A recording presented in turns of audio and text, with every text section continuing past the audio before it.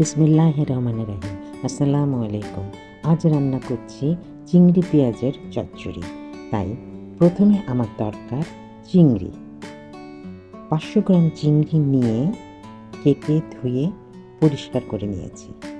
3 চা চামচ দই, হাফ চা চামচ লবণ, হাফ চা চামচ হলুদ গুঁড়া দিয়ে ভালোভাবে মাখিয়ে 15 মিনিট ম্যারিনেট করব।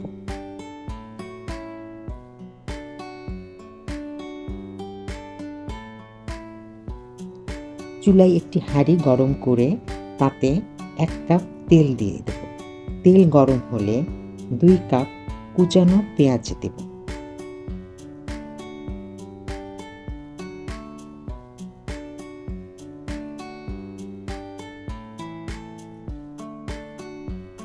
পেঁয়াজগুলোকে একটু নাড়াচাড়া করে নরম হয়ে আসলে 1.5 চা চামচ আদা ও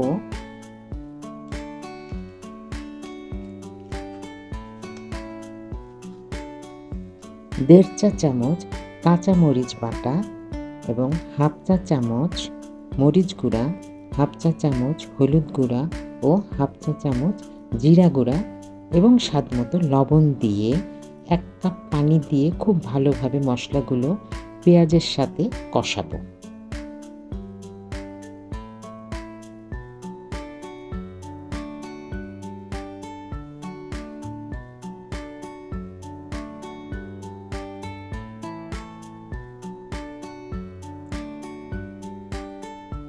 কষানোর পর পানি যখন ফুটে উঠবে তখন ম্যারিনেট করে রাখা চিংড়িগুলো দিয়ে দেব।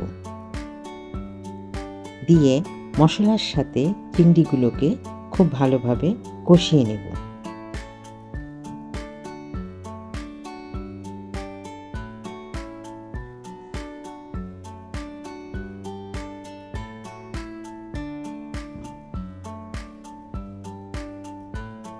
চিংড়িগুলো যখন লাল হয়ে আসবে তখন ঢাকনা দিয়ে 15 মিনিট চুলার মিডিয়াম হিটে রান্না করে নেব।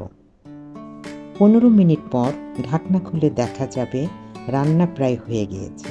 তখন 5-6টি কাঁচামরিচ কেটে ও 1 চা চামচ ধনেপাতা কুচি ছিটিয়ে দমে দিয়ে রাখবো 5 মিনিট।